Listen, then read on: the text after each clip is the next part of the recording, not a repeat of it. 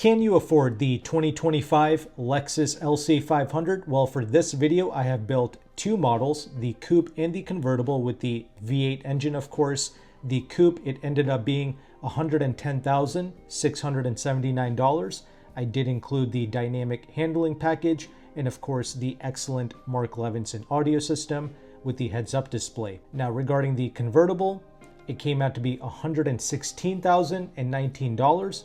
I included the touring package with the Torsen limited slip rear differential and the heads-up display and a few accessories. I also incorporated a 2% discount off the MSRP of both models because I am personally partnered with AutoCompanion, who is one of the largest car brokers in the United States, and he told me that there's about a 2% discount on things like the LC500 and the IS500 sedan. It's not much, but I figured why not, let's include that. But he does charge a broker fee to access his deals, which is about $999. He did say that if you sign up on his website and you mention my channel, Meyn Motor Group, he did say that he'll take like $50 off of his fee, I believe. So I did incorporate a $949 broker fee from AutoCompanion for all of the calculations that you're going to see. So a small subtle discount, but better than nothing, as I'm noticing that some dealerships are even charging over sticker for the LC. And if you look on a website like Car Gurus, there's not very many LCs throughout the entire country. Many of them are in less than desirable specs. So one of the reasons why I wanted to mention AutoCompanion is not just because I am partnered and associated with them, but it's because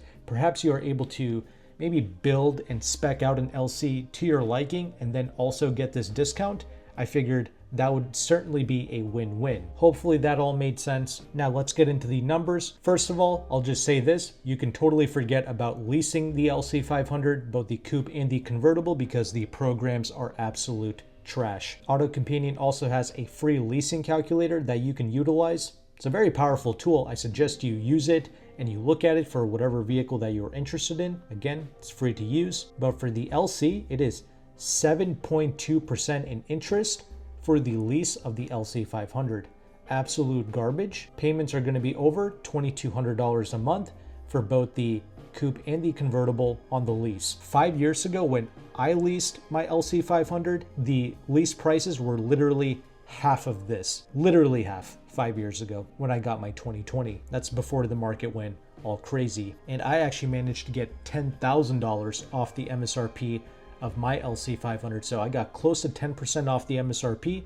Now we're talking about 2% off the MSRP 5 years later. Regardless though, AutoCompanion's calculator, very powerful, shows you the interest rate of a lease, the residual values, and the incentives that you can get in your local zip code. So even though you're not going to be really leasing the LC, use this to see the incentives, because incentives will stack on top of whatever dealer discount you're able to get. So there's some type of a Morgan Stanley certificate offer, there's a PGA of America certificate, a Bank of America offer, military and college graduate incentives. So it's worth looking into to see what other discounts you are able to get. Now keep in mind, lease programs, interest rates, incentives, etc., and everything I'm showing you, all of these things are going to change every single month, but things like AutoCompanion's calculator will update every month, and of course the manufacturer's own website will also update every month with the latest programs. And this video should serve as a good guide moving forward. Now let's move on to the finance. Well, Lexus themselves, as of right now, June of 2025, they do not have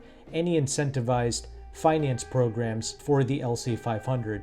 An absolute shame. They used to offer like 2.9, 3.9% for 48 months, things of that nature. No more. They got nothing now. So instead, we have to go to old reliable PenFed, which is a credit union where if you just put $5 into a savings account, you're automatically a member, and you are now able to take advantage of their rather low interest rates for new and used car financing. For a new vehicle, for 60 months, they got 4.79%, assuming you have perfect credit. So we're going to be rolling with that, and we're going to be rolling with no money down for the finance, and also for the lease calculation that I did, that was also with no money down. You can do as you please. You can talk to an accountant, you can talk to a financial advisor, you can talk to Dave Ramsey. I don't really care. You can do as you please with your own money. This is just for speculation and for entertainment purposes. So we're putting no money down for these simulations.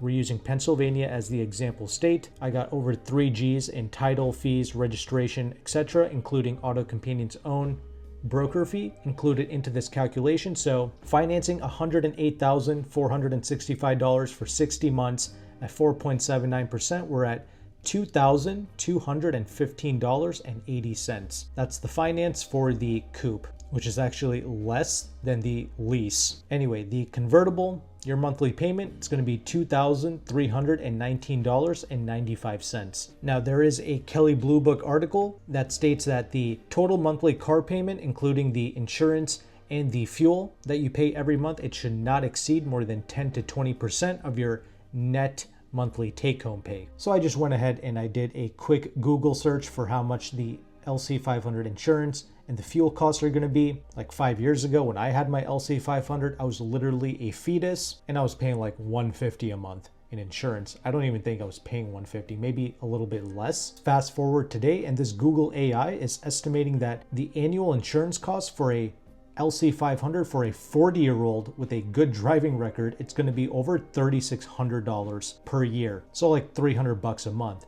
That is absolutely absurd. So I did some further digging into the forums and I noticed that some people were paying rather high amounts, but others were paying much more reasonable amounts in the $150-ish range and the $200 a month range. So I actually just went with $200 per month for the insurance, which is $2,400 per year. And regarding the fuel, based on 15,000 miles of driving, this Google AI, it's spitting out a little over $2,500 in annual fuel cost. That sounds about right. I mean, of course, when I had my LC, I was hardly driving the thing because I also had press cars that I had to review. So I was driving like 3,000 miles a year, which is not much at all. And I was always filling up at Costco, so I always got cheap premium fuel. But for this example, let's just go with $200 a month for the fuel as well. So $200 for insurance, $200 for the fuel. That means the total finance cost of the coupe, it's going to be $2,615.80 for the payment, the fuel, and the insurance all together.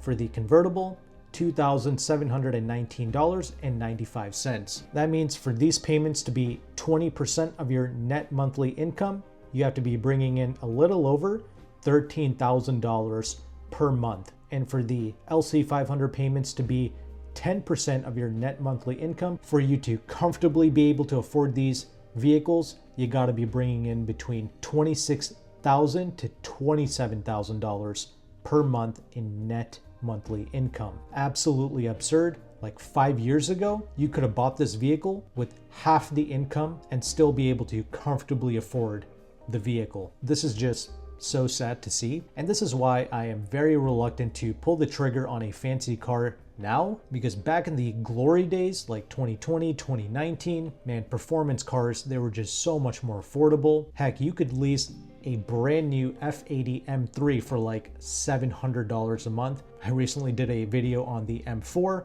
and you got to be bringing in like over 20 G's a month to afford an M4 now, because yeah, things like the M3, M4, and this LC500, both of these vehicles, they have literally doubled in their payments over the course of 5 years due to horrible lease programs, terrible finance rates, and very low discounts. Except now today, the LC500, it's got a much more affordable alternative known as the Corvette Stingray to worry about, a vehicle that naturally costs a lot less money in terms of starting price and is now also being sold with like 10 grand off the MSRP from certain dealerships. And there's like some type of a Costco incentive, which is a little over $1,000. So you're saving like $11,000 off the MSRP on a new Corvette Stingray. There is very little incentive for someone to go out and get this LC500 today. Now, make no mistake, I prefer driving the LC to a Stingray Corvette, no doubt about that. The LC is truly a special automobile. Till this day, I still love that car despite all the vehicles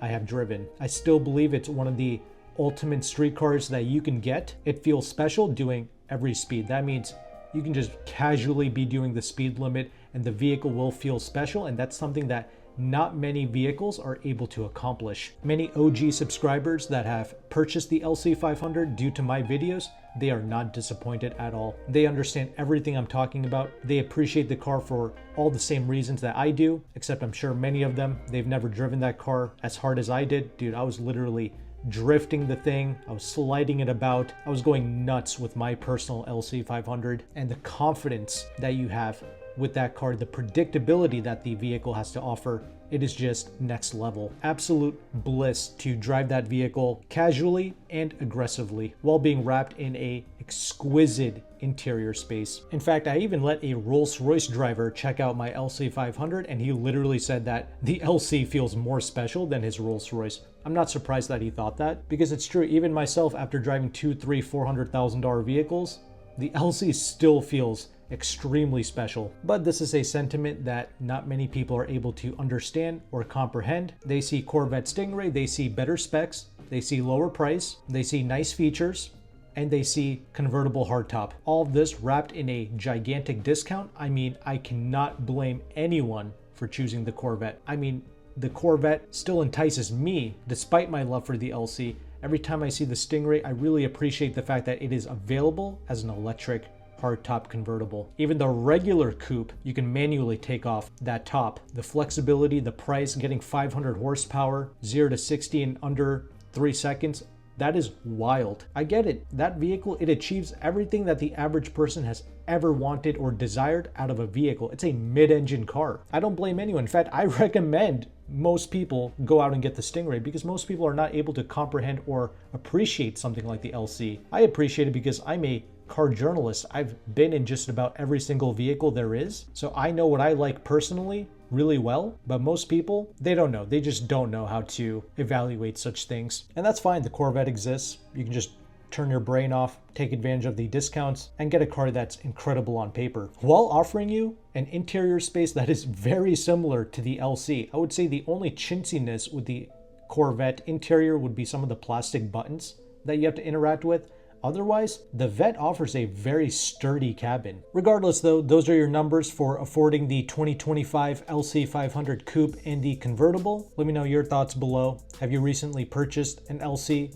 Were you able to get any money off? How is it dealing with these dealerships? Because that's the other thing. Buying these vehicles, that's one thing, but the after service, it's going to be far superior with something like a Lexus. You buy a Corvette, well, you're going to be servicing that thing at the Chevy dealership. I'm not exaggerating. There are some Chevy dealerships that don't even know how to work on a Corvette. There was a guy in Texas who bought a Z06, and every time he pulls into his Chevrolet dealership to do any service work, they're looking at him like he just pulled up in a spaceship. Again, nobody really cares or really thinks about that. I just want to throw that out there. You buy a Lexus and you service that thing. Only the master Lexus technician of that dealership is even allowed to touch the LC. At least that's what I was told like 5 years ago when I had my car. I'm sure that's still the same. Regardless of that, you know what I mean. But yeah, share your experiences down below. If you bought the LC, do you still like it? And if you want to work with AutoCompanion to either build and spec one to your liking, or to buy an in-stock unit from AutoCompanion at about 2% off the MSRP,